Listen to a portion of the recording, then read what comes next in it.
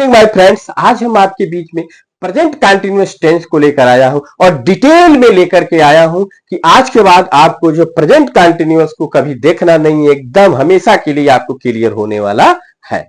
तो आइए देखिए, यह है present continuous tense. Present continuous tense, present means होता है वर्तमान और कंटीन्यूअस मींस होता है जारी होना है, यानी शुरू होना। तो प्रेजेंट कंटीन्यूअस का मतलब ऐसा कार्य जो वर्तमान काल में क्या हो, शुरू हो, समाप्त न हो, संपन्न न हो, वो केवल क्या हो, शुरू हो। ठीक है, ऐसे वाक्यों को हम प्रेजेंट कंटीन्यूअस टेंस जो है कहते हैं। इंग्लिश में जो है प्रेजेंट कंटीन्यूअस को जो है अन्य नामों से भी हम जानते हैं, जिसको हम जो है प्रोग्रेसिव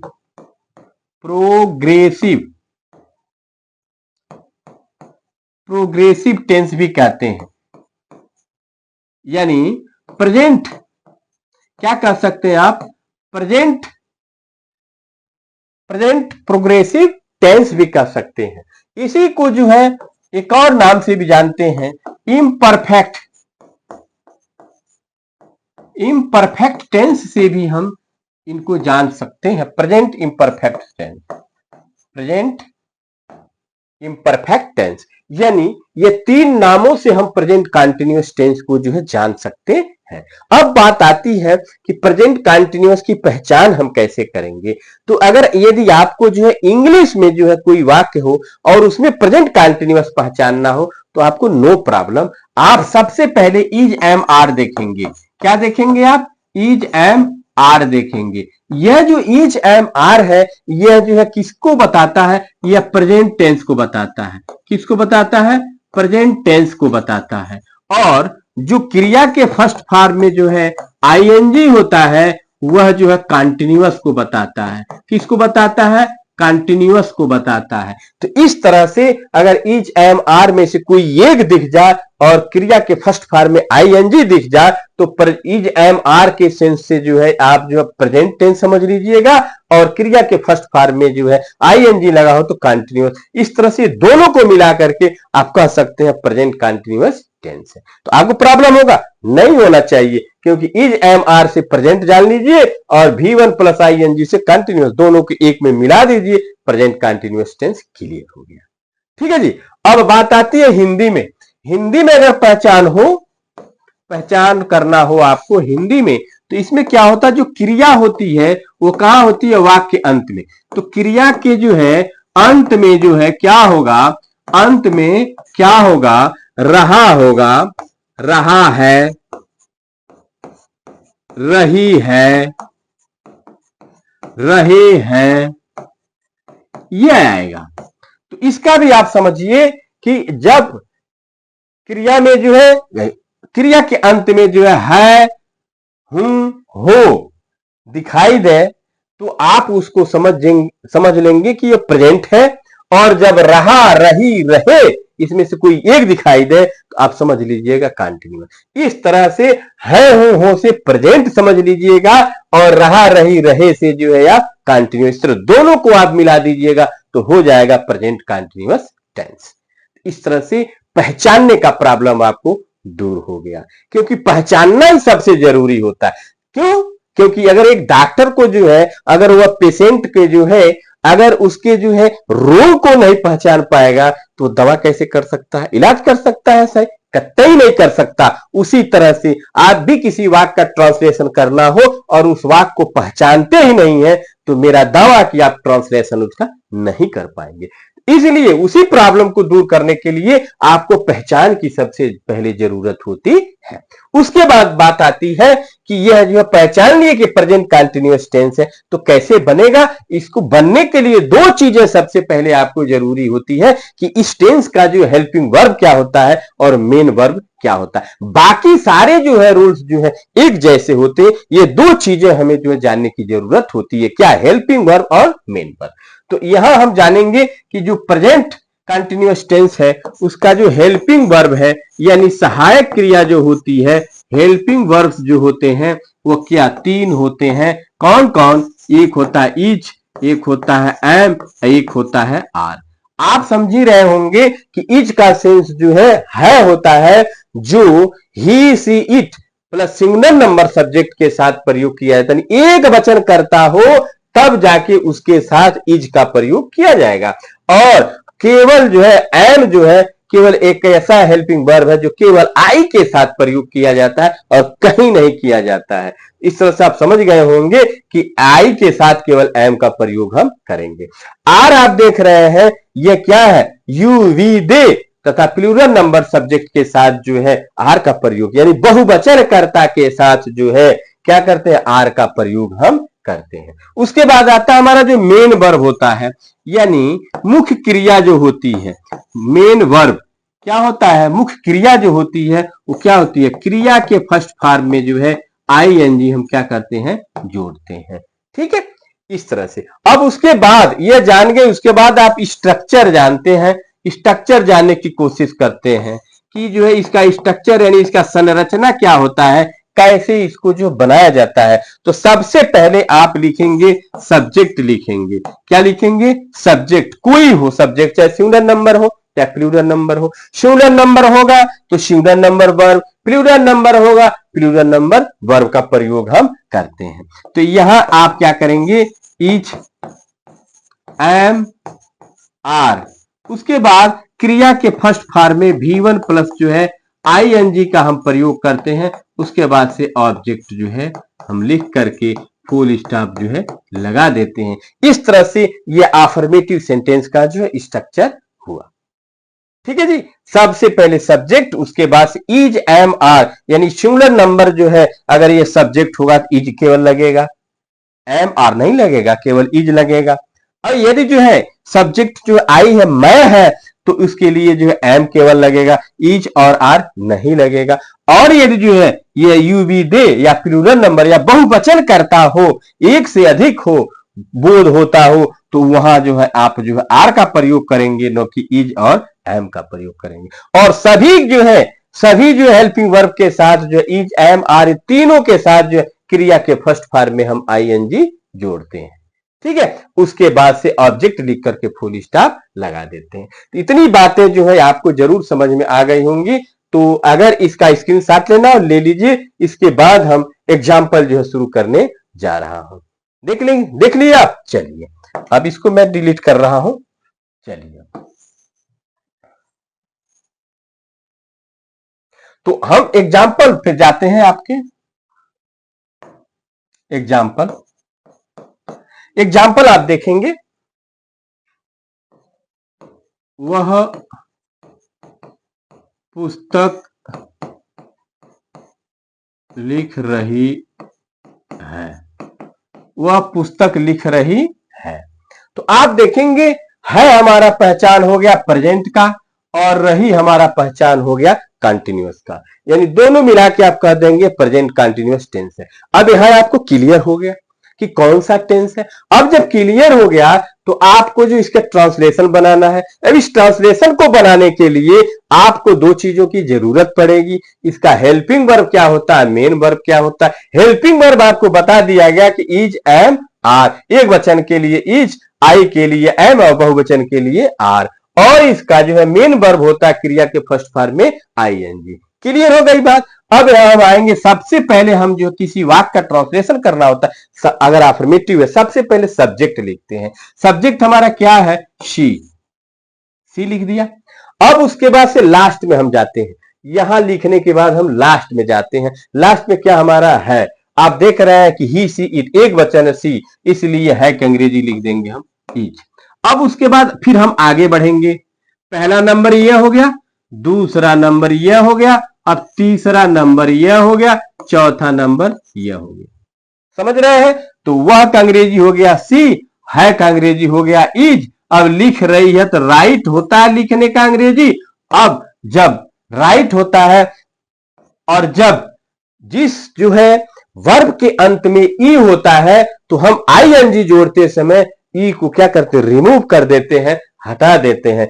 इस तरह से ये हमारा क्या हो जाएगा, यह जो है राइट का स्पेलिंग जो है WRITE न होके WRIT हो जाएगा। इसी में आईएनजी हम क्या करेंगे, जोड़ देंगे। जब आईएनजी जोड़ेंगे तब जाके ई हटेगा। ठीक है जी, तो राइटिंग हो गया। अब पुस्तक की अंग्रेजी है तो अ बुक हो गया। क्लियर? तो इस तरह से वह एक पुस्तक लिख रही है, she is writing a letter. अब आपको यह मिला लेना चाहिए कि मैंने जो है सही ट्रांसलेशन किया है कि नहीं। तो देखिए मिलाइए आप, वह का अंग्रेजी शी हो गया, है कि इंग्लिश इज हो गया, लिख रही की अंग्रेजी राइटिंग हो गया, पुस्तक की अंग्रेजी अ बुक हो गया। ठीक है, इस तरह से सारे जो है वर्ड की जो है मीनिंग हमारी हो गई। अब हम समझेंगे कि हमारा ट्रांसलेशन क्लियर है। ठीक है जी। दूसरा देखिए, मैं उसे अंग्रेजी पढ़ा रहा हूं, मैं उसे अंग्रेजी पढ़ा रहा हूं। ठीक है जी। फिर आइए यहां, हूं देख लिए आप, प्रेजेंट की पहचान हो गई, रहा देख लिए आप, कंटिन्यूअस की पहचान हो गई। तो हूं से प्रेजेंट और रहा से continuous, present continuous tense clear हो गया। अब ये क्लियर हो गया, सबसे पहले हम सब्जेक्ट पे आएंगे। सब्जेक्ट हमारा क्या, आई है।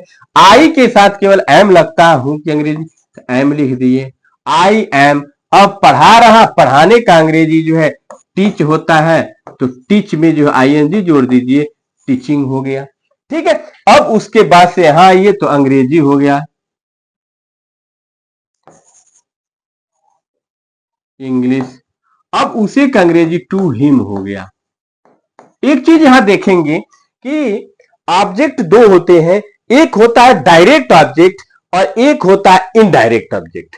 यहां आप देखेंगे जो डायरेक्ट ऑब्जेक्ट होता है वह जो है हमेशा जो है निर्जीव होता है, और इनडायरेक्ट क्या होता है, सजीव होता है। जैसे आप देखेंगे यहां उसे और अंग्रेजी, ये दो ऑब्जेक्ट है। मैंने लिखा मैं उसे अंग्रेजी पढ़ा रहा हूं, I am teaching English to him. अगर जो है डायरेक्ट ऑब्जेक्ट पहले आता है और इनडायरेक्ट बाद में, तो टू और फार का यूज किया जाता है उसके साथ। और यदि जो है यह क्या आ जाए, पहले आ जाए, इसको हम ऐसे भी लिख सकते हैं, आई am teaching him English, I am teaching him English. तो इस तरह से आप देखेंगे कि यहां जो है ये जो इनडायरेक्ट है ऑब्जेक्ट है, यहां पहले आ गया है और डायरेक्ट वाला बाद में आ गया है। तो ऐसे भी इसका ट्रांसफर हो सकता है और ऐसे भी हो सकता है। तो ये क्लियर हो गई होगी बात आपको। तीसरा, वे सब कक्षा में शोर मचा रहे हैं। ठीक है जी। तो वे सब दे हो जाएगा, पहचान आप जान ही रख गए होंगे, है से प्रेजेंट हो गया, रहे से कंटिन्यू, प्रेजेंट कंटिन्यूअस। तो दे हो गया, अब है का अंग्रेजी आर हो गया। अब मचा रहे तो मेकिंग हो गया, मेक ई होता है, आईएनजी जो जोड़ेंगे तो ई हट जाएगा, मेकिंग। और नॉइज शोर हो गया। अब मेक की अंग्रेजी इन द क्लास, द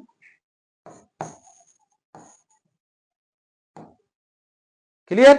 क्या हो गया, वे सब कक्षा में शोर मचा रहे हैं, तो वे सब का अंग्रेजी हो गया दे, है का अंग्रेजी हो गया आर, मचा रहे का अंग्रेजी हो गया मेकिंग, शोर की अंग्रेजी हो गया अनवाइज, मेक की अंग्रेजी हो गया इन, कक्षा का अंग्रेजी हो गया द क्लास।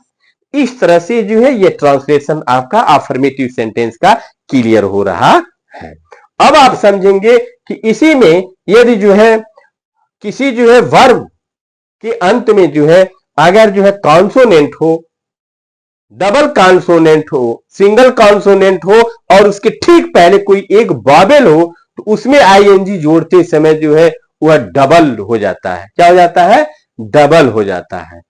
क्लियर, ये आप देखेंगे इसमें। और ई होने पर जो है उसको रिमूव कर देते हैं। इस तरह से यह अफर्मेटिव सेंटेंस आपका क्लियर हुआ। अगर इसका आपको निगेटिव पढ़ना है तो निगेटिव में कोई प्रॉब्लम नहीं है, कोई परेशानी नहीं है। केवल जो है नहीं की अंग्रेजी नॉट आपको लिखना है, और कहां लिखना है आप जान रहे हैं, कहां लिखना है तो हमेशा जो है निगेटिव सेंटेंस में नहीं की अंग्रेजी जो है हेल्पिंग वर्ब के बाद जो है लिखा जाता है। जैसे वह पुस्तक नहीं लिख रही है, तो नहीं की अंग्रेजी हम लिखेंगे नॉट। वह पुस्तक नहीं लिख रही है, नहीं यहां एड हुआ, हमारा नॉट जो है यहां एड हुआ। नॉट कहां हुआ? हेल्पिंग वर्ब के बाद हुआ। आइए, मैं उसे अंग्रेजी नहीं पढ़ा रहा हूं, नहीं यहां एड हुआ, आपका यहां जो है एम के बाद नॉट हुआ। इस तरह से ये निगेटिव जो हो जाएगा कहां? हेल्पिंग वर्ब के बाद। फिर देखिए, वे सब कक्षा में शोर नहीं मचा रहे हैं, नहीं मचा रहे हैं, तो आप यहां जो है आर के बाद हो जाएगा not. They are not making a noise in the class. कक्षा में वे सब शोर नहीं कर रहे हैं। तो इस तरह से निगेटिव और अफर्मेटिव में आपने डिफरेंसेस देखा। केवल जो है नॉट का यूज कर देंगे कहा? हेल्पिंग वर्ब के बाद, हमारा निगेटिव जो है क्लियर हो जाएगा। ठीक है, इसमें कोई बड़ी बात नहीं है। अब हम आपको बताने जा रहे हैं इंट्रोगेटिव सेंटेंस। अब एक चीज और भी बच्चे सोचते होंगे, नॉट को, ये एम नॉट को जो है हम क्या करते हैं, तो इसका जो शॉर्टकट जो होता है, इसको आप जरा देख लीजिए। शॉर्टकट इसका जो है देख लीजिए आप, शॉर्टकट इसका, अगर आपका जो है शॉर्टकट इसका देखना है, मान लीजिए एम नॉट है, एम नॉट, इसको जो है आप ए एम लिखेंगे, एन को केवल, ओ को केवल हटा देंगे और यहां लगा देंगे ऐसे एम्ट। फिर देखेंगे इज नॉट है, तो आप क्या करेंगे? केवल जो ओ को हटाएंगे, इजंट। क्लियर हो गया। अगर आर नॉट है, aren't, A R E N comma T. इस तरह से इनका शॉर्टकट लिखा जाता है। तो इसको भी आप समझ लेंगे, केवल जो है ओ को रिमूव कर दिया जाता है और यहां कॉमा का यूज कर लिया जाता है और बाकी ऐड कर दिया जाता है। तो इस तरह से इसका शॉर्ट भी आप समझ गए। क्लियर हुआ बात। अब आइए इंट्रोगेटिव सेंटेंस। इंट्रोगेटिव, इसका स्क्रीनशॉट लेना हो तो ले लीजिए। चलिए, अब हम चल रहे हैं क्या? Interrogative sentence.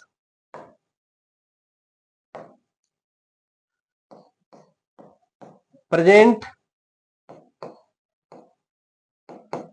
Continuous tense interrogative sentences. क्या आप देख रहे हैं? Present continuous tense interrogative sentences, यानी इसमें होता क्या है,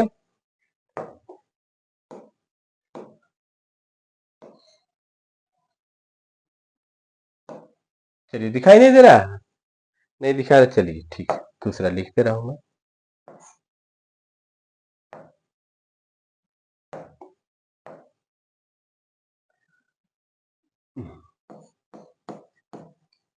present continuous tense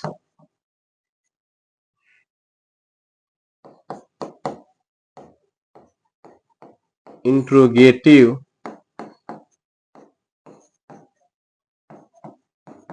sentences.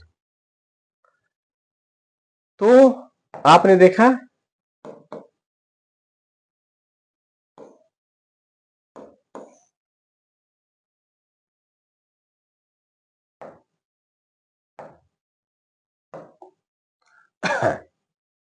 Present continuous tense interrogative sentence में मैंने बताया था कि दो तरह के जो है ये आपके जो है क्वेश्चन रहते हैं। एक होता है yes no type question, yes no type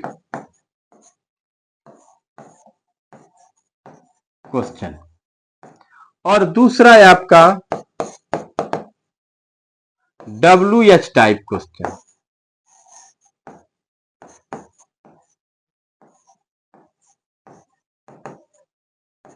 ठीक है, तो यस नो टाइप क्वेश्चन जो है हमेशा जो है yes no, present continuous tense में यस नो टाइप क्वेश्चन रहेगा।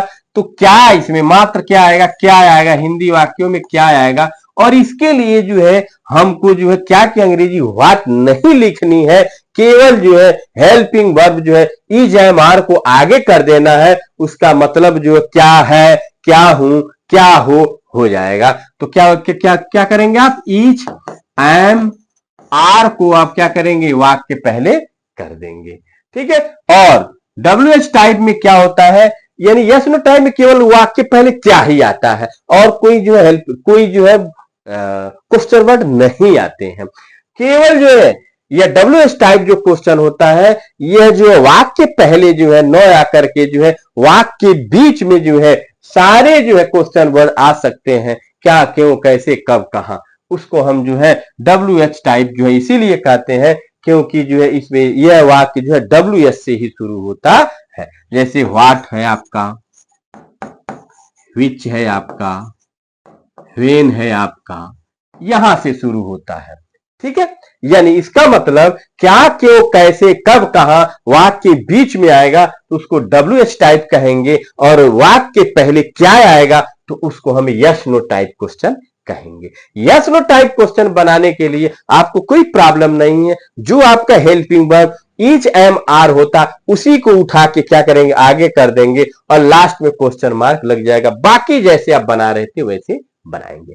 और यदि डब्ल्यू एच टाइप है तो डब्ल्यू एच टाइप में क्या, क्यों, कैसे क्वेश्चन वर्ड वाक्य के बीच में होगा तो उसकी इंग्लिश जो है सबसे पहले आप लिखेंगे और उसके बाद जिस तरह से इसको बनाते हैं वैसे ही बनाएंगे। एग्जाम्पल आप देख सकते हैं, क्या तुम गीत सुन रहे हो। ठीक है। अब इस तरह के वाक्य को देखने से आप घबराए नहीं, क्यों, क्या आपका है, इसको आप समझिए, तुम गीत सुन रहे हो, यह आपको बनाना आ रहा है। इसके पहले मैंने बताया बस यही चीज रहेगी, लेकिन जो हेल्पिंग वर्ब हमारा है हो की अंग्रेजी हम वाक्य पहले कर देंगे। तो यहां आप देखेंगे क्या तुम गीत सुन रहे हो से हमारा प्रेजेंट है, रहे से हमारा कंटिन्यूअस क्वेश्चन मार्क है इंट्रोगेटिव, यानी present continuous tense interrogative sentence, ये पहचान हो गई हमारी। अब हम देखेंगे जब क्या आ जाए तो हमको घबराने की जरूरत नहीं, क्या के तुरंत आगे हम देखेंगे क्या है, तुम है। ठीक है। तो तुम की अंग्रेजी तुम है, ये तुम यू होता है, यू क्या होता है, प्लूरल होता है, इसीलिए जो है यू के लिए जो है क्या लगता है, आर लगता है। इसी की अंग्रेजी जो है आर हम यहां लिख देंगे, आर। इसका मतलब जो है हो गया क्या हो, क्या हो गया, क्या हो। अगर यह हूं रहता है तो एम लिख देंगे तो क्या हूं। अगर यहां जो है अगर सिंगुलर नंबर है, यहां इज है तो इज यहां लिख दिए तो इसका मतलब हुआ क्या है। बात क्लियर हो रही है। तो यहां आप देखेंगे मैंने लिख दिया आर, इसका मतलब होगा क्या हो। अब उसके बाद सब्जेक्ट लिखते हैं यू, अब उसके बाद लास्ट में चले जाएंगे, यानी हेल्पिंग वर्ब और सब्जेक्ट लिखने के बाद हम लास्ट में जाएंगे और जो है मेन वर्ब लिखेंगे। सुन रहे, सुनने का अंग्रेजी जो है लिसन, LISTENING, लिसनिंग हो जाएगा, ING जोड़ देंगे और सॉन्ग, गीत हो गया, क्वेश्चन मार्क लग गया आपका। ठीक है जी, इस तरह से यह हो गया। दूसरा आप देखें, तुम वहां क्यों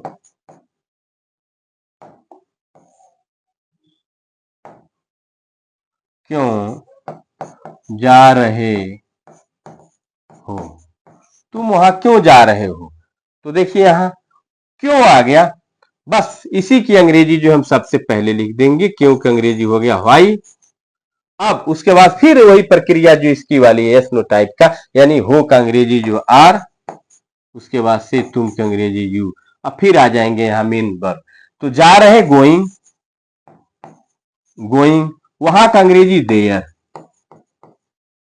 क्वेश्चन मार्क लगा देंगे। इस तरह से आपका जो है यस नो टाइप क्वेश्चन जो है बन गया। यदि जो है ऐसे वाक्यों में नहीं शब्द आता है तो आपको घबराने की जरूरत नहीं है। इंट्रोगेटिव नेगेटिव में मैंने बताया था कि हमेशा जो है सब्जेक्ट के बाद आप नॉट लिखेंगे। कहां लिखेंगे, सब्जेक्ट के बाद। अगर आ गया क्या तुम गीत सुन रहे, क्या तुम गीत नहीं सुन रहे हो, या नहीं आ गया, तो यहां नहीं आया तो इंट्रोगेटिव निगेटिव में हम क्या करेंगे, सब्जेक्ट के बाद नॉट लिखेंगे। कहां लिखेंगे, सब्जेक्ट के बाद नॉट लिखेंगे। और निगेटिव सेंटेंस में जो है वर्ब के बाद, हेल्पिंग वर्ब के बाद नॉट लिखते हैं। तुम वहां क्यों नहीं जा रहे हो, क्यों नहीं इसमें नहीं आया, तो आप क्या करेंगे, यहां नॉट लिख देंगे। ठीक है, तो इस तरह से आप जो है प्रेजेंट कंटिन्यूअस टेंस को जो है पूरी तरह से देखा। अगर आपको इसमें कोई जो प्रॉब्लम हो, अगर कहीं जो है मिस्टेक दिख रहा हो, अगर आपको जो है समझ में न आ रहा हो, तो आप जो है फिर से जो है कमेंट करिएगा, मैं फिर से वीडियो बनाऊंगा और जहां तक मैं कोशिश करूंगा कि यह चीज आपको समझ में आ जाए। तो अगले वीडियो के लिए हम आपसे विदा लेते हैं। Okay, bye.